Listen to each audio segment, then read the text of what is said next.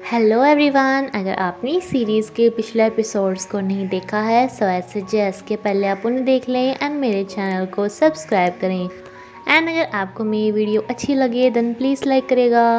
Episode की शुरुआत में जब ये हुई इसे मिलने के लिए बुलाता है तो उसे लगा था कि शायद ये इससे वाइन खरीदेगा, लेकिन ये इसे कहता है कि मेरे गैराज में से कोई भी कार पिक कर लो। बट वेंजिंग इसे बताती है कि इसने अपने भाई को समझा दिया है, अब इसे कार लेने की ज़रूरत नहीं है। ये हुई इसे बताता है कि मैं 3 महीने के लिए यहाँ से कहीं जा रहा हूँ, जिस पे जब ये पूछती है कि कहाँ, तो ये हुई कहता है कि तुम मुझे मिस करोगी क्या, तुम्हें मेरी कितनी ज़्यादा चिंता है। लेकिन वेंजिंग कहती है कि इतना पूछना तो ऑब्वियस सी बात है। ये बताता है कि मैं यूरोप जा रहा हूँ। वेंजिंग कहती है कि तो कितनी ज़्यादा बुरी बात है, यानी कि 3 महीने तक मेरे पास कोई बड़ा वाइन का ऑर्डर नहीं आएगा। ये हुई इसे कहते हैं कि तुम मुझे सिर्फ एक क्लाइंट की तरह ही लेती हो क्या। तो कहती है कि नहीं नहीं, तुम तो वीआईपी क्लाइंट हो, क्योंकि सबसे ज़्यादा वाइन तुम ही खरीदते हो। ये हुआ ऐसे कहता है कि मुझे कुछ एक्स्ट्रा नहीं मिलेगा क्या, जैसे कि मैं एक स्पेशल क्लाइंट हूँ। सो ये कहती है कि हाँ, स्पेशल क्लाइंट को बाकी सब तो बहुत सारे गिफ्ट्स देते हैं, लेकिन अभी मेरे पास इतने पैसे नहीं है ना, तो जब कॉलेज ख़त्म होने के बाद मेरी जॉब लगेगी ना, मैं तुम्हें तब दे दूँगी। ये हुई भी सोचता है कि कितनी सीधी है यार ये। हुआ देखती है कि इसने एक नॉवल लिखा था जिस पे कि आरोप लगा है कि ये इसने किसी और पे से कॉपी कर रखा है। ये इस बारे में काफ़ी सैड होकर वेंजिंग को बताती है एंड तभी वेंजिंग को पता चलता है कि इसकी मॉम को काफ़ी ख़तरनाक बीमारी है जिसकी सर्जरी होनी ज़रूरी है, जिसके लिए बहुत सारे पैसों की भी ज़रूरत पड़ने वाली थी। अब ये हुआ से भी नहीं मांग सकती थी, क्योंकि इसके पास तो पहले से ही इसके नॉवल पे कॉपीज़ करने का आरोप लग चुका था, जिसमें से काफ़ी पैसों का नुकसान होने वाला था। इन सभी फ्रेंड्स ने मिलकर एक कंपनी में पैसे इन्वेस्ट करे थे, इसलिए ये प्रोफेसर से पूछने आती है कि क्या इसके पैसे इसे वापस मिल सकते हैं। लेकिन प्रोफेसर इसे बताता है कि वो पैसे अभी काफ़ी ज़्यादा लॉस में चल रहे हैं। ये इससे पूछता है कि आखिर हुआ क्या है, इसे कोई हेल्प चाहिए क्या, लेकिन ये इसे अब कुछ भी नहीं बताती एंड कहती है कि तुम्हें हुआ के पास जाना चाहिए। उसके साथ ये सब कुछ हो गया, इसलिए ये हुआ से जाके मिलता है। इससे पूछने की कोशिश करता है कि वेंजिंग को कुछ हुआ है क्या, लेकिन इसे खुद ही कुछ नहीं पता था जो इसे बताती। प्रोफेसर इसके कॉपी वाला इशू सही कर देता है, जिस पे ये काफ़ी ज़्यादा खुश होके इसे गले लगाती है एंड तभी इन दोनों को यहाँ पर वेंजिंग देख लेती है, जिसे लगता है कि अब तो ये दोनों रिलेशनशिप में हैं ही। ये इसे कहती है कि प्रोफेसर तो तुम्हारी बहुत केयर करने लगे, तो हुआ से आगे से बोल देती है कि हाँ, हम दोनों गर्लफ्रेंड बॉयफ्रेंड बन गए हैं, जिस पे वेंजिंग को काफ़ी बुरा लगता है। प्रोफेसर वेंजिंग के पास काफ़ी फ़ोन लगाता है, लेकिन वेंजिंग इन्हें रिसीव नहीं करती। वेंजिंग अलग अलग जगह से पैसे इकट्ठे करने की कोशिश तो कर रही थी, बट कहीं से भी इसे इतने पैसे नहीं मिल रहे थे।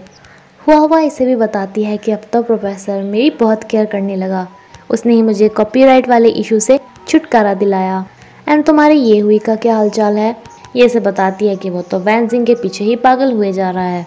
जब वेंजिंग को कहीं से भी पैसे नहीं मिलते तो ये हुआ को बता ही देती है कि इसकी मॉम को सर्जरी की ज़रूरत है। ये शराब पीती हुई जा ही रही थी कि प्रोफेसर इसे मिल जाता है, जिसे ये देखकर यहाँ से भाग रही थी। बट प्रोफेसर इससे पूछता है कि तुम बताओ ना कि क्या हुआ है, तुम ड्रिंक क्यों कर रही हो, क्या मैं तुम्हारी कोई हेल्प करूं। तो ये कहती है कि नहीं, तुमने बहुत हेल्प कर ली, अब कोई ज़रूरत नहीं है। ये कहता है कि मुझे तुम्हारी बहुत ज़्यादा चिंता है, मैं तुम्हारी बहुत ज़्यादा केयर करता हूँ। लेकिन ये इसे चांटा मार के कहती है कि तुम मेरी केयर क्यों करते हो, अपनी गर्लफ्रेंड की केयर करो ना, तुम उसे धोखा क्यों दे रहे हो मेरे साथ रह के। अगर तुमने मेरी फ्रेंड को हर्ट किया ना तो बिल्कुल भी अच्छा नहीं होगा। बेचारे प्रोफेसर को समझ में नहीं आता कि ये इसे बोल के क्या चली गई। एंड नेक्स्ट डे ही इसे पता चलता है कि इसकी मॉम तो यहाँ पे सर्जरी के लिए आ भी गई हैं, जिसे कि शाओ माओ लेकर आया था, बिकॉज इसे मेई ने सब बारे में बता दिया था। मेई शाओ माओ का वेंजिंग के साथ बॉन्ड पक्का कर रही थी, जिससे कि ये अच्छी तरह से मेई के साथ कांटेक्ट कर सके। शाओ माओ ने ऐसे टाइम पे वेंजिंग की इतनी ज़्यादा हेल्प की थी, जिस पे वेंजिंग की मॉम भी इससे काफ़ी खुश होती हैं। शाओ माओ से कहता है कि मैं ऐसे ही पूरी उम्र तुम्हारी फैमिली की केयर करूँगा, प्लीज़ मुझे एक चांस दो। एंड वेंजिंग की मॉम भी कहती है कि मैं तुम दोनों को एक साथ देखना चाहती हूँ, यानी कि इन दोनों की शादी करवाना चाहती थी। अब वेंजिंग तैयार होती है, जिसे यहाँ पे प्रोफेसर ही दिखाई दे रहा था, बट सचमुच यहाँ पर शाओ माओ था जो इसे शादी के लिए प्रपोज करता है। एंड वेंजिंग इसे हाँ बोल देती है, क्योंकि वेंजिंग के ऊपर इसके बहुत सारे एहसान हो गए थे एंड अच्छा पर्सन तो शाओ माओ था ही। जब हुआ को इस बारे में पता चलता है तो पहले तो ये वैनजिंग को समझाती है कि तुम्हें उससे शादी करनी चाहिए जिसे तुम प्यार करती हो, ऐसे नहीं कि उसके एहसानों के तले दब के उससे शादी कर ली। बट जब वैनजिंग कहती है कि वो ठीक है तो इसे भी कोई प्रॉब्लम नहीं थी। ये भी वैनजिंग के साथ फ़ोटो क्लिक करा के पोस्ट कर देती है कि वैनजिंग की शादी होने वाली है। प्रोफेसर जो कि चाटा खा के परेशान था, जब ये इस पोस्ट को देखता है तो गुस्से में ये भी इस पर रिप्लाई करता है कि कॉन्ग्रेचुलेशंस। बट इसकी मुलाकात वैनजिंग से हॉस्पिटल में होती है। 那学业怎么办？为什么要突然结婚？为什么是他？ जो इससे पूछता है कि मैंने ऐसी कौन सी गलती कर दी जो तुम मुझसे दूरियां बढ़ाती जा रही हो। वैनजिंग इसे कहती है कि मैं बस इतना चाहती हूँ कि तुम्हें जिसकी केयर करनी चाहिए तुम सिर्फ उसकी करो, ऐसे इस बाकी सभी के साथ भी इतना ज़्यादा फ्रेंडली एंड नाइस बन के मत दिखाओ। एंड ये इसे फिर से इग्नोर करके चली जाती है अपनी मॉम के पास। मई को अपने फ्रेंड्स से पता चलता है कि शाओमाओ की कंपनी बहुत ज़्यादा घाटे में जा रही है, यानी कि इसे भी अपने प्रोजेक्ट में नुकसान होने वाला था, इसलिए ये इसके साथ कॉन्ट्रैक्ट करने से साफ मना कर देती है कि तुमने मुझे बताया भी नहीं कि तुम्हारे साथ मुझे कितना नुकसान होने वाला था। अब तो वैनजिंग भी तुमसे शादी नहीं करेगी। शाओमाओ इसे कहता है कि वैनजिंग ऐसी नहीं है जो मुझे घाटे में देखकर मुझसे शादी से मना कर देगी। तो ये कहती है कि वो तुमसे सिर्फ पैसों की वजह से मिली एंड शादी भी इसीलिए कर रही है। वो तुमसे बार बार इसीलिए मिलने आती थी बिकॉज वो चाहती थी कि मैं तुम्हारे साथ कॉन्टैक्ट कर सकूं, ना कि इसलिए कि उसे तुम अच्छे लग रहे थे। एंड शादी भी वो इसलिए कर रही है क्योंकि वो तुम्हारे एहसानों के तले बहुत ज़्यादा दब गई है। ये बात सुन के काफ़ी ज़्यादा हर्ट होता है एंड वैनजिंग से पूछता है कि क्या तुम सच में मुझसे बार बार मिलने इसलिए आती थी कि मैं उस मई के साथ कॉन्ट्रैक्ट कर लूँ। अब बात जब सच थी तो वैनजिंग हाँ बोल देती है। इस पे काफ़ी ज़्यादा गुस्सा होता है कि तुमने मेरा भरोसा तोड़ दिया, तुमने सिर्फ पैसों के लिए मुझसे शादी करना चाहा, तुम भी बाकी लड़कियों की तरह ही निकली। ये सारी बातें इसका भाई भी सुन लेता है, जो कि इसकी मॉम को बताता है कि अब शाओमाओ इसके साथ शादी नहीं करेगा, यानी कि इनके सर्जरी के पैसे भी वो नहीं देगा। ये सुनते ही वैनजिंग की मॉम बोल देती हैं कि मैं कोई सर्जरी वगैरह नहीं कराऊंगी, यहाँ से चली जाऊंगी। एंड ये चक्कर खा के यहीं गिर जाती हैं। वैनजिंग अब हुआ के पास जाती है कि तुमने एक बार मेरे भाई को बोला था कि अगर उसे पैसे कमाने हैं तो वो अफ्रीका चला जाए, तो प्लीज़ तुम मुझे बताओ ना, मैं वहाँ पे जाऊँगी पैसे कमाने के लिए। ये से कहती है कि पता है कितना डेंजरस है वहाँ पे जाना, वो भी अकेले, मैं तुम्हें बिल्कुल भी नहीं बताऊँगी। तो ये प्लग से इस बारे में पूछती है। पहले तो प्लग भी इसे मना करता है कि तुम और सिर्फ तुम्हारे भाई वहाँ जाने के लिए सही नहीं है। बट जब इसे बार बार फोर्स करती है तो ये इसे बात करवा देता है एजेंट से, जो कि लोगों को वहाँ पे पहुँचाता है क्योंकि वहाँ कम टाइम में पैसे ज़्यादा कमाए जाते हैं यहाँ से चीज़ें वहाँ पर एक्सपोर्ट करके। प्लग जल्दी से प्रोफेसर के पास आता है कि वैनजिंग वहाँ पे जा रही है, वो एयरपोर्ट पे ही है, उसे सी ऑफ तो करने चलो। बट ये कहता है कि मैं क्यों जाऊँ, तुम सब जा तो रहे हो। ये कहता है कि हम तो उसके फ्रेंड्स हैं। तो ये कहता है कि मैं ही कौन सा उसका बॉयफ्रेंड हूँ, एंड ये इसके साथ नहीं जाता।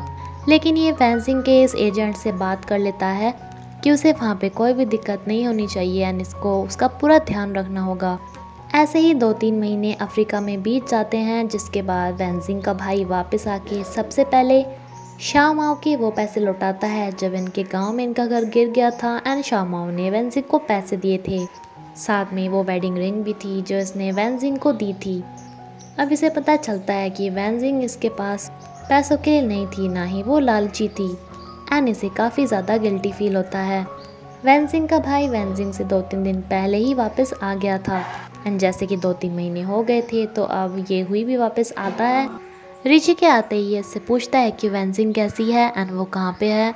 रिची से कहती है कि तो हमेशा उसके बारे में ही क्यों पूछते हो, तुम्हें पता भी है कितना बुरा लगता है किसी लड़की को जब कोई लड़का उससे किसी और लड़की के बारे में पूछता है।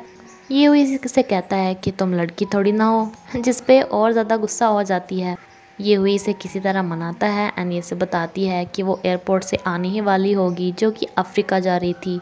ये सुनते ही अफ्रीका एयरपोर्ट के लिए चला जाता है, जबकि प्रोफेसर भी पहले से ही वहाँ जाने की तैयारी कर रहा था।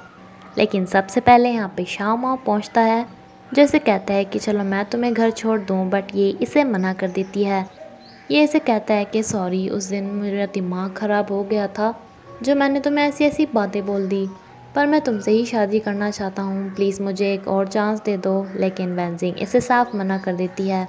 इसे कहती है कि मैं तुमसे प्यार नहीं करती इसलिए शादी भी नहीं करूँगी।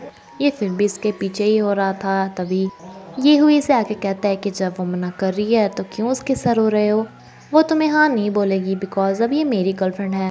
शाओमाओ उससे पूछता है कि क्या ये सच है, तो ये भी बोल देती है कि हाँ, जिस पे शाओमाओ तो एकदम यहाँ से चला जाता है। लेकिन इन दोनों को एक साथ प्रोफेसर देख लेता है जो कि वैनजिंग के लिए फूल लेकर आया था। एंड इसी के साथ ये एपिसोड यहीं पे ख़त्म होता है फ्रेंड्स। Thank you. अगर आपको मेरी वीडियो अच्छी लगी तो प्लीज़ लाइक करेगा।我以后做事肯定会有个度的。